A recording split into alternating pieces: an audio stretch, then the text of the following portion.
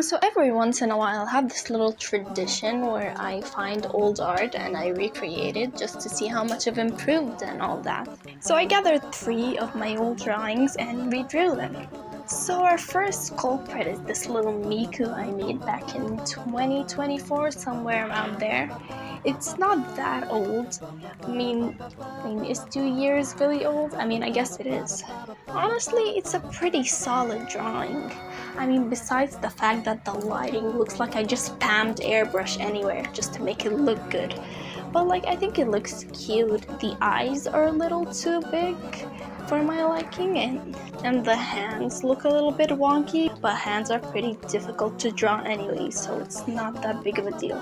There's not much criticism I have for this one actually. So the first thing I did before I started drawing is picking a nice reference photo to use, which younger me would have considered a sin against humanity. I hated reference for the longest time I've drawn. I just never used references. I don't know who taught me that using references was cheating or that it was ripping away my creativity, but I hate you for teaching me that, and I'm glad I've unlearned that lesson a couple of months ago. I've only started using references this year. Despite these drawings being pretty different, I feel like you can still tell it was made by the same artist. There are some drawing quirks that I just never stopped doing. For example, the bean-shaped chins. I've always wanted to do pointy chins, but anytime I tried, I just hated and just go straight back to doing bean chins. And there's also the stupid dramatic lighting that I do in every drawing. I know I just roasted myself for spamming airbrush just 2 minutes ago, but I still do that to this day. But I do it in a better way now. I spam airbrush in a more sophisticated manner now, so it's good. But after the drawing was finished, I was pretty proud of it. I really like how it turned out. And here's our second drawing. I made this back in 2023 when I was doing this little series where I drew people's Roblox avatars, and one person had this avatar, and oh my god, I butchered it so bad. It looks so ugly. I hate this piece.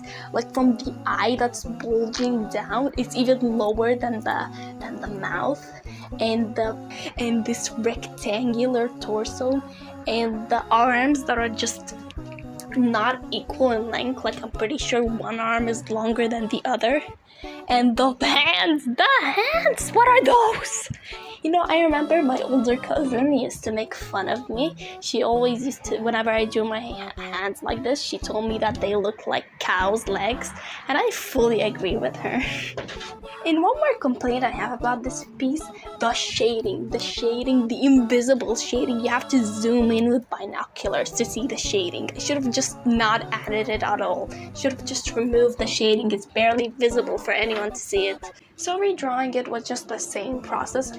I grabbed a reference and I copied it, and then I was gonna copy the reference exactly, but then I remembered those fingers and I needed to redeem myself. I needed to have this character doing the peace sign pose to prove to myself that I have grown from my cow leg days and I can draw hands.